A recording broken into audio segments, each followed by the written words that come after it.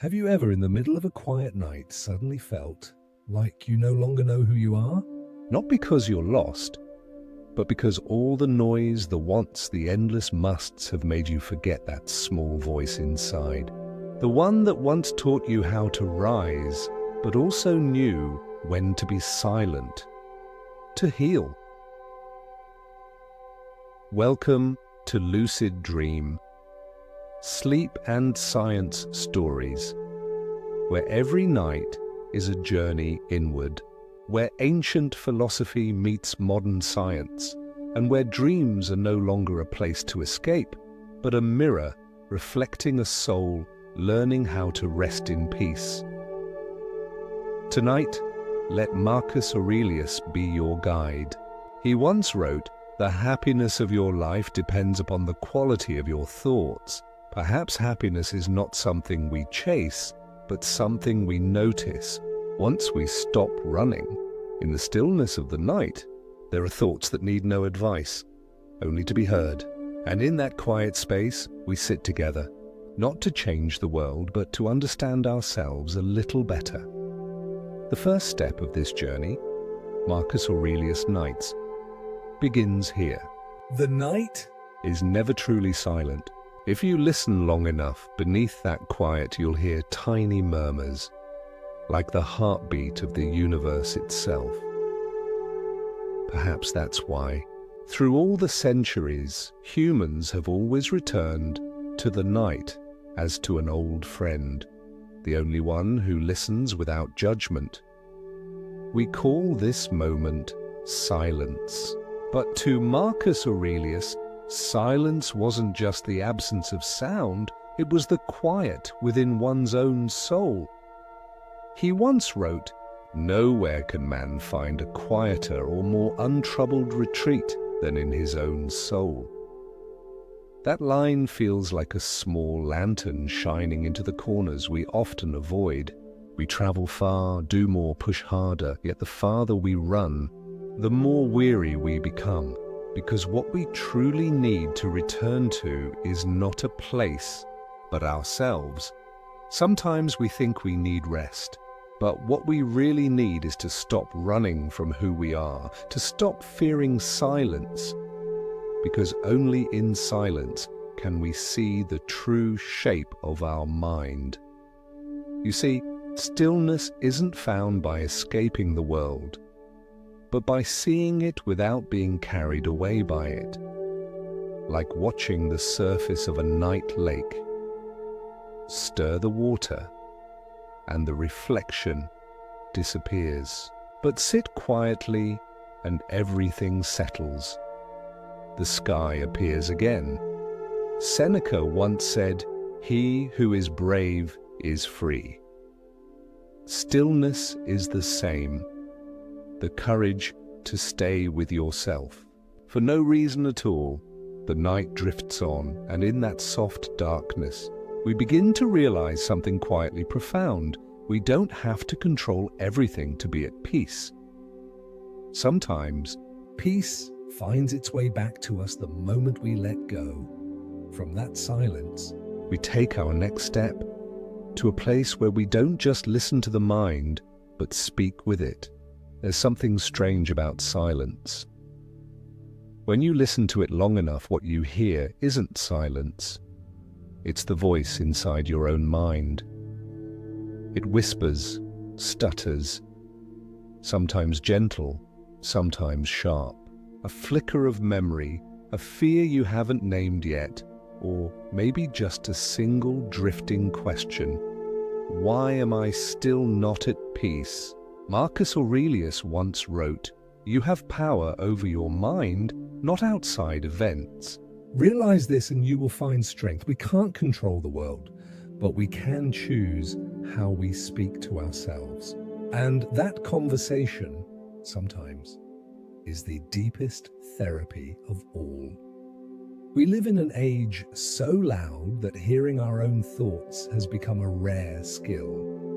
We rush from task to task, so busy we forget to speak with ourselves. Then night comes, and as the noise fades, our thoughts return, like a river with no banks, and that's when fear arises. We want to switch it off. But the mind has no switch, only listening. Epictetus once said, "It's not what happens to you, but how you react to it that matters." We cannot force the mind to be quiet, but we can stop fighting it. Like sitting beside a talkative friend, sometimes all you need to do is stay silent. Eventually, everything that needs to be said melts into the air. The mind is not an enemy. It's a child within, longing for someone to sit beside it and say, "It's okay, I'm here." Stillness is not about silencing the voices. It's about listening to them without being swept away. There will be nights when you realize, all right, the mind is simply tired. And once it's heard, it can finally rest. That rare moment when the mind and the self become one, like moon and water, one shining, one reflecting, no longer apart. And once we've learned to listen to the mind, we begin to see something deeper, that behind every thought, every feeling, there is a silent observer. Watching it all, that observer is the true you. And that is where peace has always been waiting. Have you ever sat completely still and suddenly realized there's a part of you quietly watching everything unfold, not speaking, not judging, just watching? It watches you worry. It watches you trying so hard to calm the mind.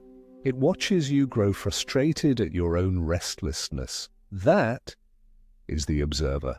The quietest part of you, but also the truest. Marcus Aurelius once wrote, "Look well into yourself. There is a source of strength which will always spring up if you will always look." He never told us to seek strength from the outside, but to turn inward, because even when everything around us falls into chaos, that inner strength never disappears. You see, that's the quiet miracle of awareness. When you step back, everything begins to come into focus. It's like standing too close to a painting. Up close, it's a blur of strokes and colors, but take a few steps back, and the story begins to appear. The inner observer doesn't need to be wise or understand everything. It only needs to stay. When anger rises, simply notice, I'm angry. When sadness comes, I'm sad, that's all. And strangely, everything begins to soften. Seneca once wrote, "We suffer more often in imagination than in reality." Most of our pain doesn't live in reality, but in the stories our mind tells about it. The observer helps us see this, that sometimes what we fear most is simply a story we haven't yet understood. The more we observe, the clearer it becomes. Thoughts come and go, feelings rise and fade, but the observer remains. Peace doesn't come from erasing emotion, but from seeing it clearly, without becoming it. When we live from that place, warned from the quiet observer, not the judge, we begin to understand what the Stoics called the inner fortress, not a wall that keeps the world out, but a space so vast nothing can touch it unless we allow it. Epictetus once said, "No man is free who is not master of himself." And mastery of the self is not suppression. It's awareness deep enough not to be swept away.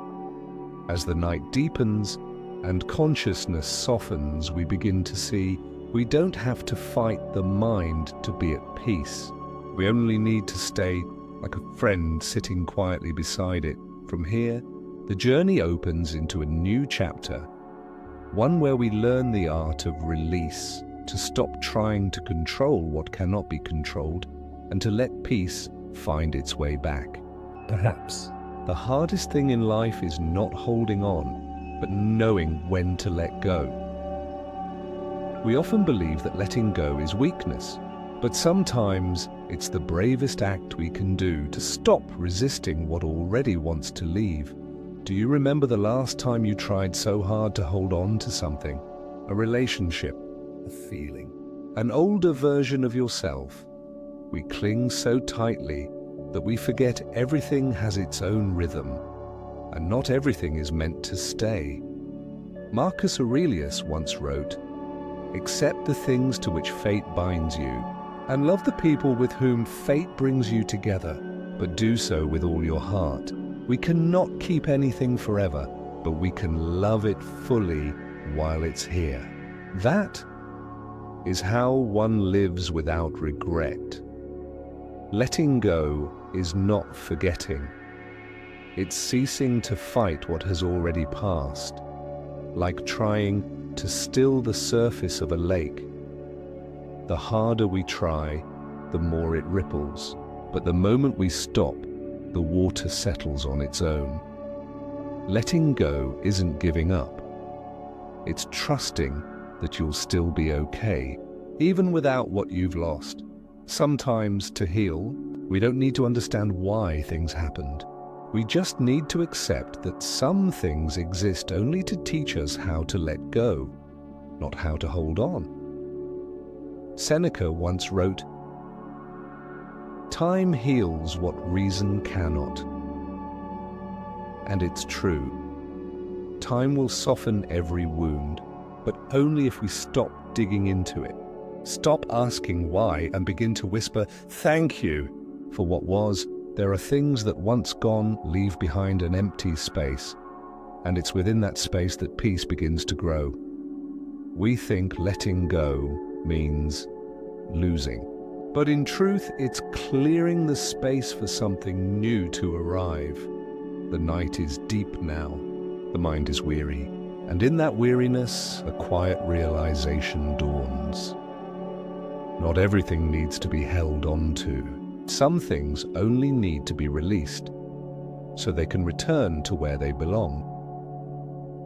From this silence, we continue the journey, to explore why sleep is not just rest, but the soul's daily practice of letting go.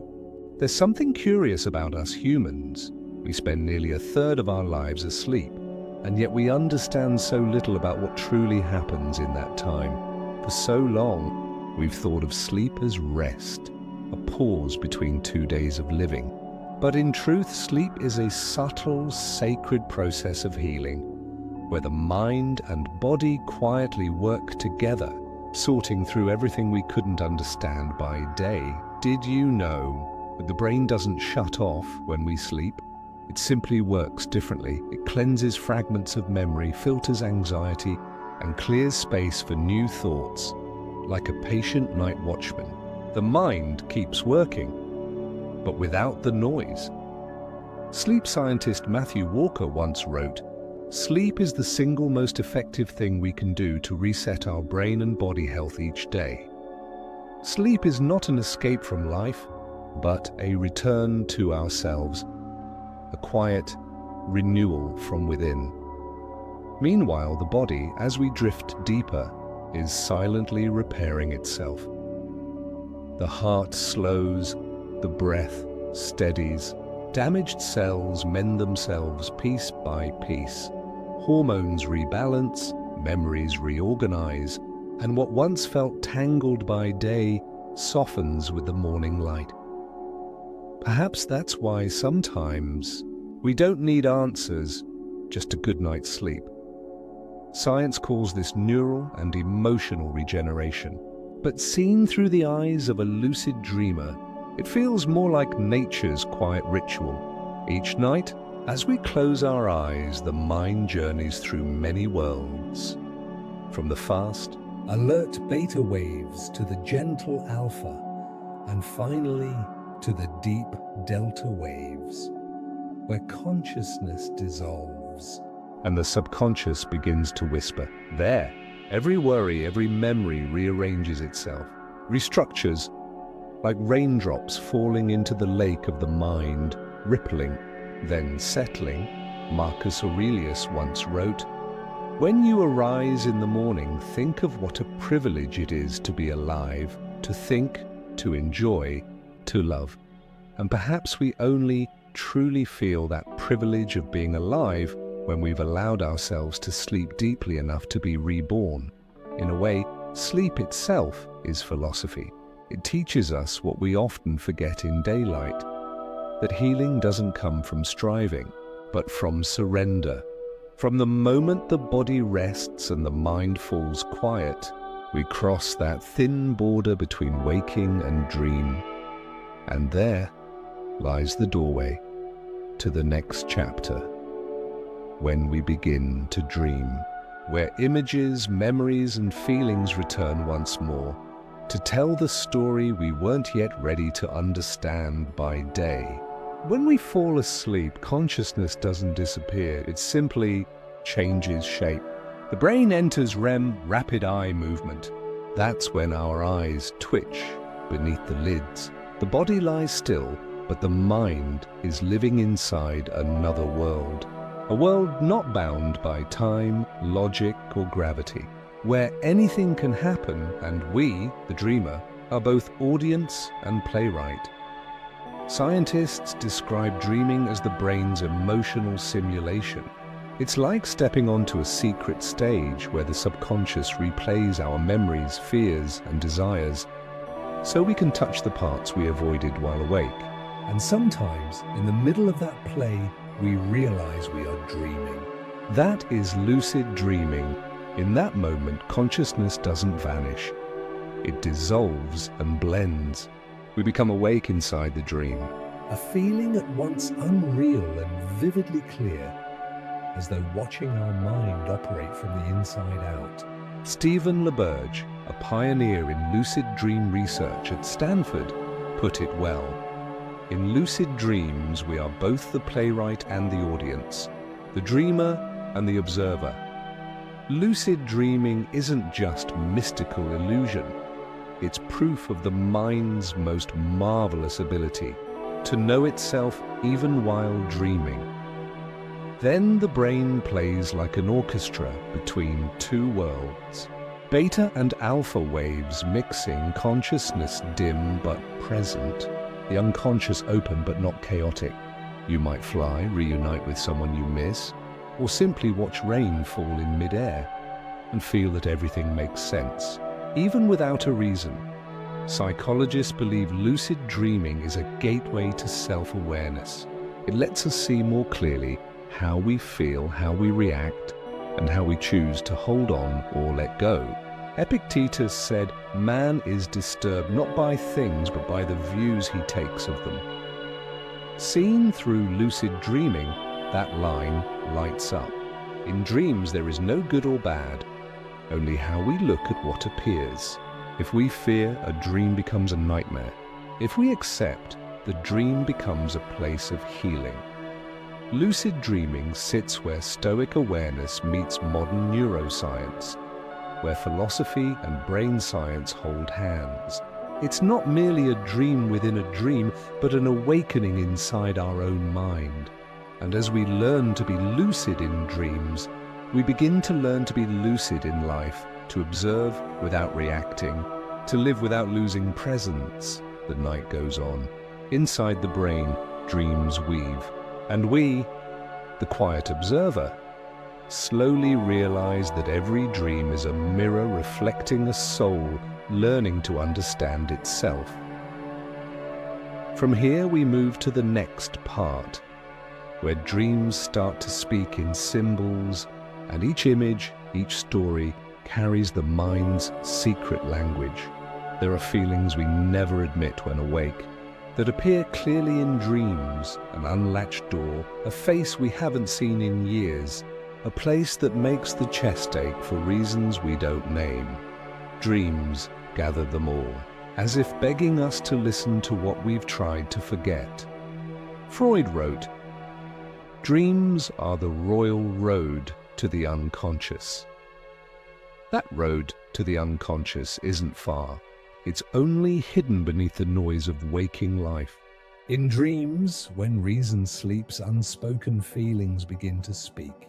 In a way, dreaming is the soul healing itself, using the images and metaphors that language cannot. When we dream of an old love, it doesn't always mean we haven't let them go. Sometimes it's the memory of a feeling finding its way back. The feeling of being heard, accepted, seen. Dreams don't judge true or false. They reflect what still weighs on the heart. An unspoken fear, a wish once buried, a small joy we never dared to claim. Marcus Aurelius wrote, "Very little is needed to make a happy life. It is all within yourself, in your way of thinking." Perhaps dreams teach us to think differently, to look at life not with reason alone, but with raw primary feeling. Dreams do not pretend. They don't try to seem strong or hide behind polite smiles. Dreams speak plainly. We have just forgotten how to listen. Some people always dream of running without reaching the finish, others of falling from height. These are not mere images. They are emotional beings trying to speak. We run because we haven't dared to stop. We fall because we haven't learned to trust letting go. If we begin to watch our dreams with gentleness, without forcing interpretation or logic, we will see that every image has its reason for appearing, not to confuse us, but to give us a chance to understand ourselves a little better. Seneca said, "If you want to be loved, love." Dreams are the same. They want to be loved, to be listened to be accepted as a true part of us. When we accept our dreams, we accept ourselves, the deepest, most fragile, and most honest parts. Dreams do not come to frighten us, but to voice what the heart couldn't say. And if we are gentle enough to listen, a dream becomes a mirror, reflecting not fear, but a longing for peace. The night is long. In the dim light of consciousness, we understand that healing is not erasing memory, but learning to enter it with open hands and a heart no longer afraid. From that dreaming place, we move to the realm where emotions are released where dreams not only reflect, but begin to free what we have held too long. There are nights when we dream and the tears fall for real. Not because sorrow is present, but because the heart finally finds room to let go. Dreams, sometimes, are the place where what was never said is allowed to melt away without explanation. When we wake, we don't always remember the dream, but we feel lighter, as if some unseen weight has been lifted at an unknown hour. That is the miracle of dreaming. It doesn't heal with reason, but with the natural dissolution of feeling. Like a river after the rain, it chooses no direction and forces nothing, only flows with the rhythm of earth and sky, and in doing so becomes clear again. Human emotions are the same. If we let them flow, they find their way back to peace. Only when we try to hold them do they turn to pain.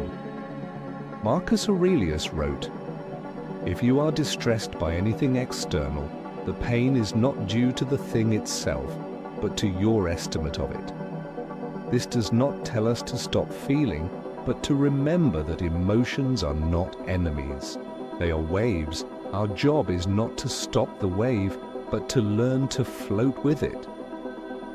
In dreams, when reason's barriers dissolve, the feelings we've repressed are allowed to breathe. We may cry for something long gone. We may embrace a figure we pretended to forget by day. And when we awaken, even if the memory is fuzzy, the heart knows it has just been touched again. Seneca said, "What need is there to weep over parts of life? The whole of it calls for tears." It sounds sad, but it is beautiful. In tears, we learn to accept that everything that passed had its reason to exist. Dreams do not only reflect, they free. They let us be soft where the world would not see, to cry without hiding, to say goodbye to things we never dared release. When those emotions are let go, the mind clears, like sky after a storm. Not because the storm vanished, but because we let it pass through. And when the sky clears, the light of awareness slips into those empty spaces. That is where dreaming touches the deepest part of healing. Forgiveness for others and for oneself. From the flow of these released feelings, we move to the place where dreams teach us forgiveness. Because sometimes peace doesn't come from forgetting, but from learning that we can still love what has ended. There are nights when, in a dream, we meet again the person who once caused us pain. No arguments, no accusations, just two people standing and looking at one another in silence. A long pause, and in that moment we realize our anger has grown tired. Dreams don't ask us to be strong. They only ask us to be real. And in that honesty, we see that forgiveness isn't saying everything's okay, but whispering, I don't want to carry this anymore. Forgiveness isn't for the other person, but a door we open so we can walk out of the room of the past. We think that by holding on to anger, we protect ourselves. But in truth, that very anger is the shackle that keeps us from peace. Marcus Aurelius once wrote, "The best revenge is to be unlike him who performed the injury." He was not speaking of revenge, but of freedom.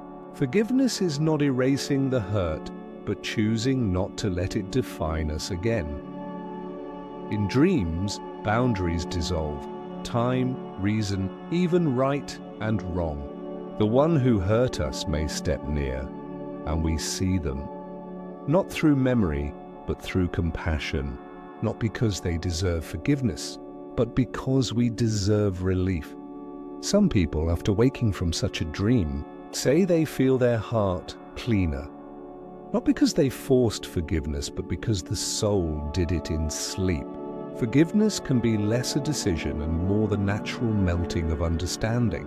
When we are still enough to see that we have all been hurt, we have all been lost, and we are all learning to love more healthily.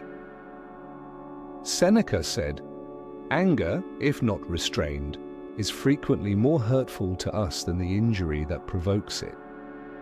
Perhaps that is why dreams choose to land forgiveness in us.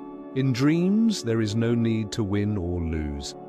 Only the touch of knowing that everything can soften in time. Forgiveness is not about erasing the past, but about seeing it in a new light. The light of understanding and of kindness toward ourselves. And when we can look at the one who hurt us without the heart tightening, that is when we know we are truly free. Tonight, a dream may speak without words, but it always knows when the heart is ready to let go. No forcing, no striving, just letting it drift away, like breath dissolving into the dark. And when anger, sorrow, regret fall away, the space left is not loss, but room for peace to return. When we learn to forgive ourselves, because perhaps the hardest forgiveness of all is the one we must offer to ourselves. There is a kind of silence that only deep night reveals. It is when the mind stops blaming others and begins to blame itself. Those little phrases still echo sometimes. If only I had done it differently. If only I were better. If only. Those if-onlys make no sound but weigh like stones. We carry them for years as if they are the price we must pay for having been wrong. Marcus Aurelius once wrote, "If someone can prove me wrong and show me my mistake in any thought or action, I shall gladly change, for I seek the truth which never harmed anyone." Maybe forgiving ourselves begins by recognizing that mistakes don't make us less. They make us human.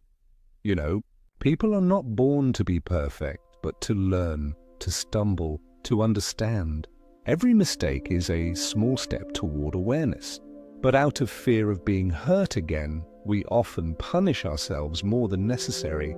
We forget that the heart needs to be loved back, especially after it has learned regret.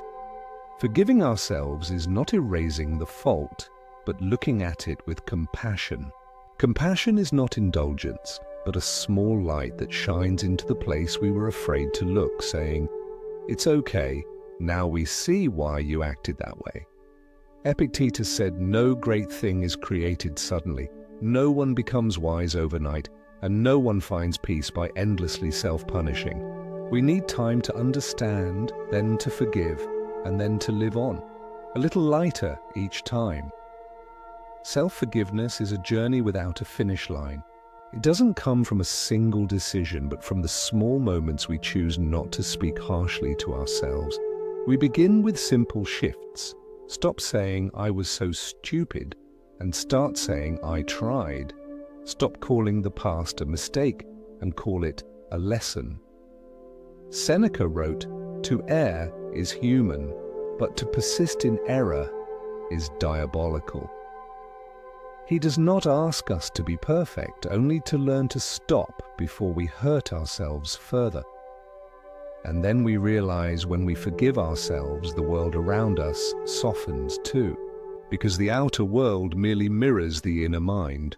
If we are peaceful inside, the outside becomes less jagged. In a dream, when we meet ourselves, the version that was weak, afraid, failed, we no longer need to run. We only need to step closer and hold it. Sometimes forgiveness is simply an embrace between who we are and who we once could not love. The dream ends. We open our eyes to a new dawn. The room, the light, the breath, all the same.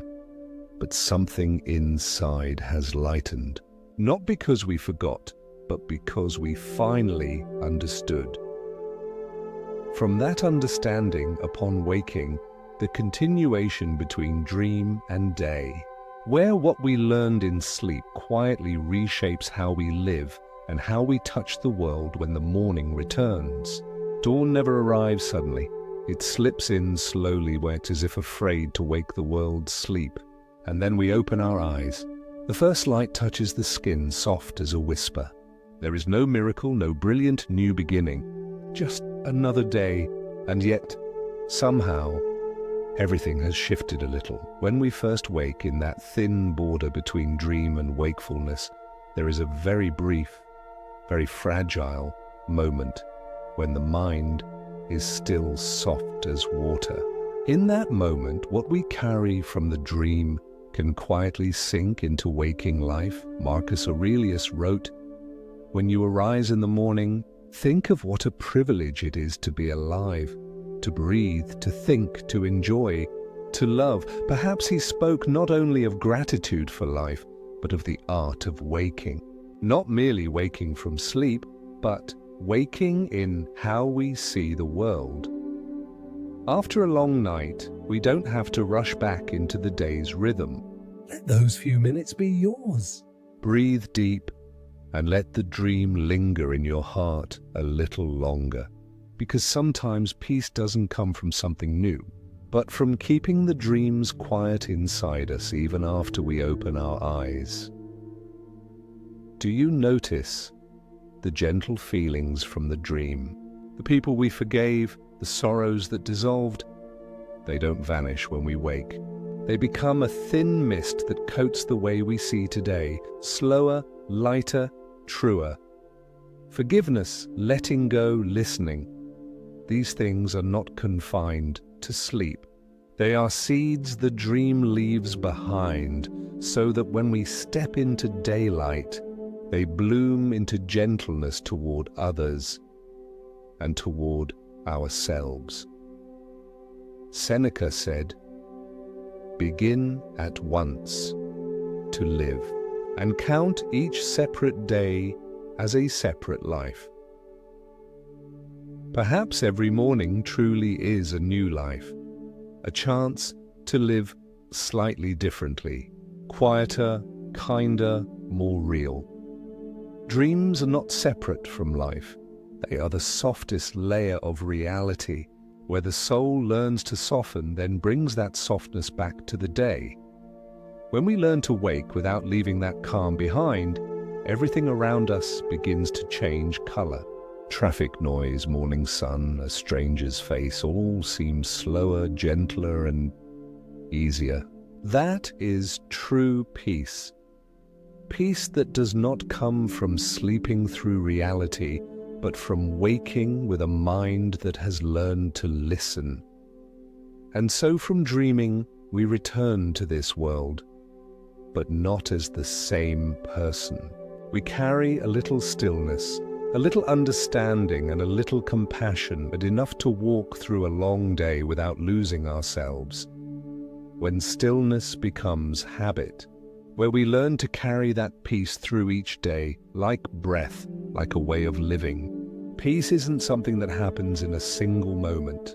It's something we cultivate quietly, day by day. At first, it's just a deeper breath in the morning, a cup of tea sipped a little slower, a moment when we don't reach for the phone, but let the light touch our eyes and feel the world softly waking. Marcus Aurelius once wrote, "You have power over your mind, not outside events. Realize this and you will find strength." Perhaps the strength he spoke of wasn't power over others, but the ability to choose how we show up. We can't control whether the morning brings rain or sun, but we can choose how we walk through it, in noise or in calm. When we begin to slow down, everything around us starts to follow. The noise no longer feels so loud, the tasks no longer so heavy, and even we no longer have to strain to appear okay. We realize peace doesn't mean the absence of waves, but the courage to stop fearing them. Seneca once wrote, "True happiness is to enjoy the present without anxious dependence upon the future." Stillness, in truth, is the simple joy of now. When we stop rushing toward tomorrow, stop trying to fix yesterday, and simply sit here, seeing that in this moment, everything is enough. Have you noticed? Those who are truly at peace are not those who escape the world, but those who can sit within it without losing themselves. They listen without hurrying to reply. They walk among crowds, yet keep a quiet space inside. They laugh, but not in haste. And when sadness comes, they let themselves be sad because they know emotions, like weather, are just another season that will pass. That kind of stillness, when repeated day after day, becomes a habit, like a rhythm of breath, like a trusted friend. One day, we no longer try to be calm, because calm has become our way of being. Epictetus once said, "First say to yourself what you would be, and then do what you have to do." If we wish to be peaceful, begin by living as though that peace were already within us. No searching, no waiting, just returning day after day, like the waves returning to the sea. And one day, we realize stillness isn't just a place we visit to rest. It's where we live, an invisible home within the mind, where no matter how loud the world becomes, we can always return, close the door, and breathe. The inner journey, when calm becomes strength, where we come to see that peace is not a destination, but the foundation beneath everything we do and everything we are. One day we realize peace doesn't mean stopping motion. It means moving without losing ourselves. We still work, still love, still stumble, still worry, like everyone else. But somewhere deep inside there is a quiet, rooted space, steady as the trunk of a tree, where the wind can touch but not move. Marcus Aurelius once wrote, "Be like the rock that the waves keep crashing over. It stands unmoved, and the raging of the sea falls still around it." And that is the spirit of action in stillness. Not indifference, but choosing to respond with clarity instead of impulse.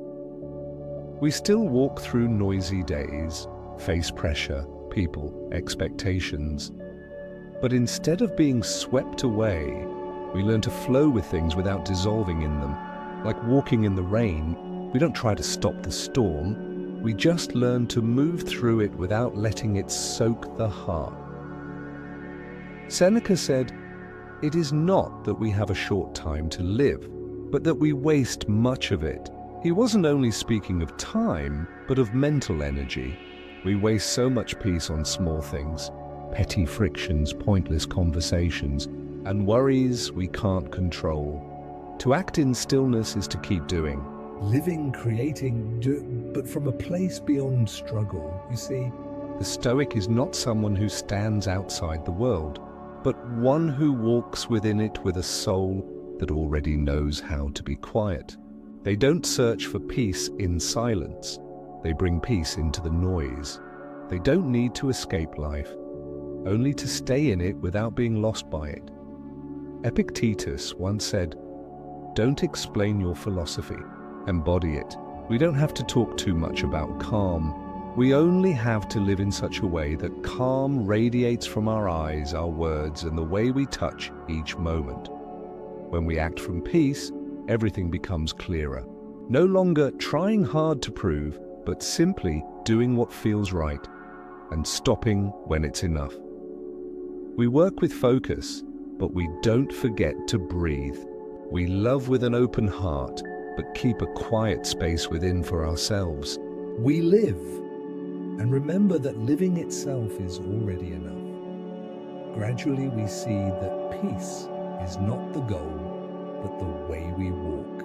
Each small action, each breath, each slow glance in a hurried world is a reminder. I'm still here, and I'm still at peace. When action and stillness become one, where Stoic philosophy meets the breath of lucid dreaming, in work, in confrontation, in love, everything becomes part of meditation in motion. When we live long enough within stillness, we discover something quietly miraculous, that stillness is never truly still. It moves, softly, invisibly but with strength, like wind passing through a field, leaving no footprint, yet changing everything. There comes a moment in the day when we're doing something completely ordinary. Washing a cup, watering a plant, walking down a street, and suddenly we realize everything is happening without us having to try. No more rushing, no tension between doing and resting, only flow between the hand and the work, the mind and the breath, the self and the world.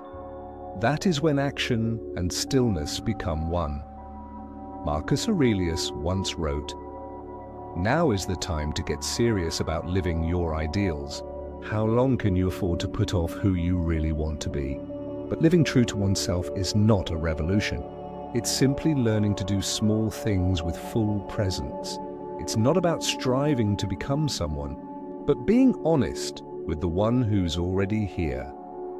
When we act in stillness, every action becomes meditation. Meditation isn't in the posture, it's in attention. When we are fully present in each moment, washing dishes is meditation, walking is meditation. Listening to someone speak is meditation. Seneca once wrote, "Nothing, to my way of thinking, is a better proof of a well-ordered mind than a man's ability to stop just where he is and pass some time in his own company." Perhaps the greatest virtue is not to do much, but to know when to stop, to know when to act, and when simply to stay. The modern world teaches us that happiness comes from speed, from trying, reaching, proving. But maybe true happiness doesn't come from what we accomplish, but from how we move through it.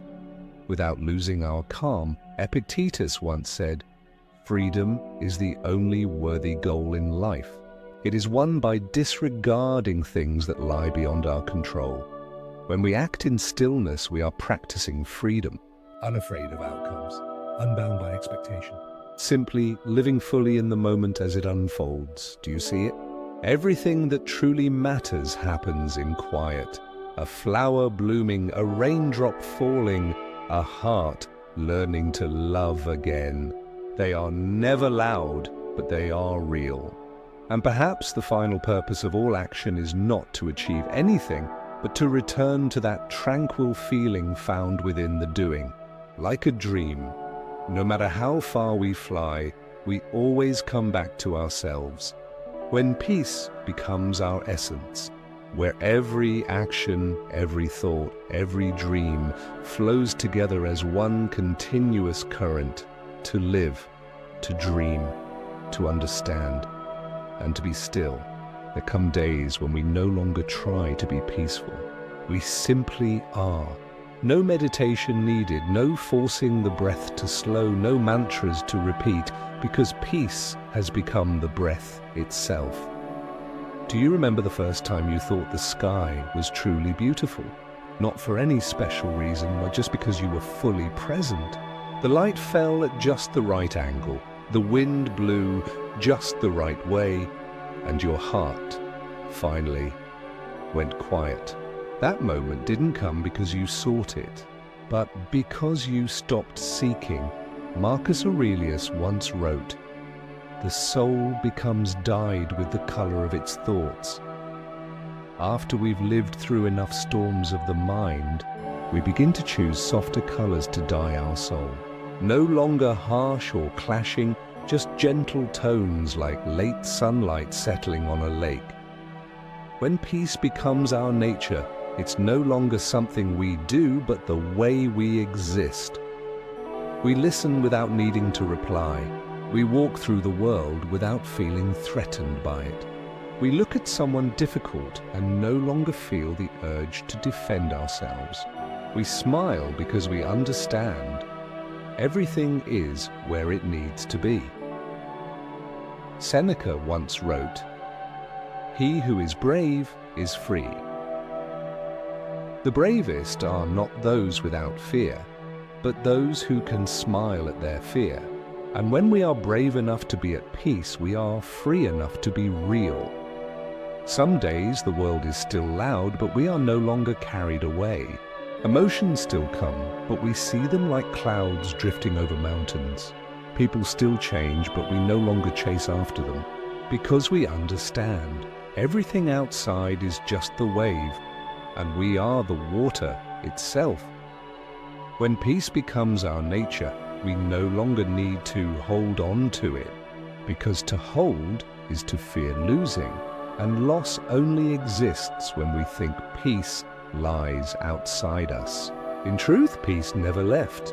It was only waiting for us to stop struggling, so it could return home. Epictetus once said, "No man is free who is not master of himself."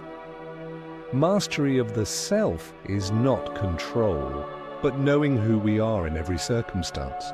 And once we know that, everything outside becomes the backdrop for the light of inner calm to shine through. And then one day, we realize every philosophy, every dream, every word was simply a path leading here, to a place where nothing more needs to be understood.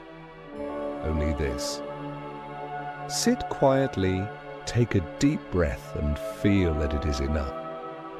The journey home, the ending of the journey, where all that was learned, dreamt, and released melts into a single feeling, return. And then, when everything has fallen quiet, when the stories, the philosophies, the dreams have all said what they needed to say, you sit alone in a silence so gentle it almost breathes. No more questions, no more searching, only the breath, steady slow and real. Perhaps this is where you were always meant to arrive.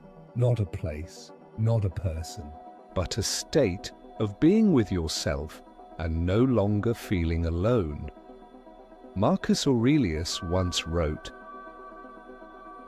"People look for retreats for themselves, in the country, by the coast, or in the hills. There is nowhere that a person can find a more peaceful retreat than in his own soul." And now you understand. The home you've been seeking all along was never anywhere else.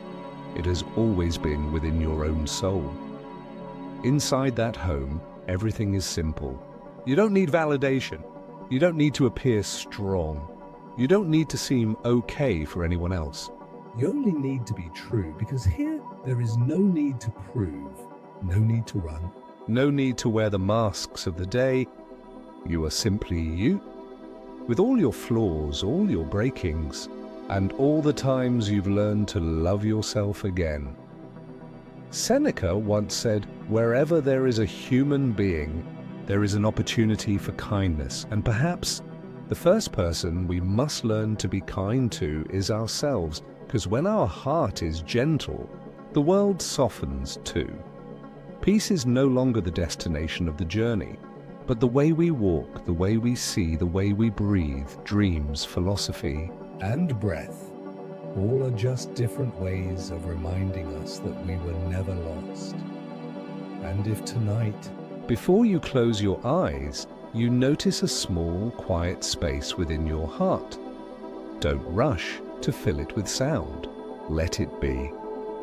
Because that quiet space is peace, calling itself home. Lucid dream. Sleep and science.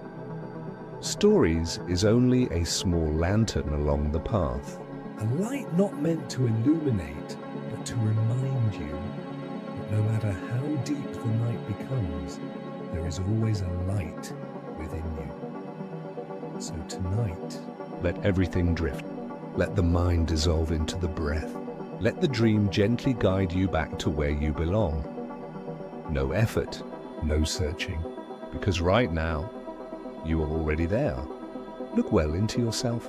There is a source of strength which will always spring up if you will always look. Sleep well. The world is still here, and peace is already within you.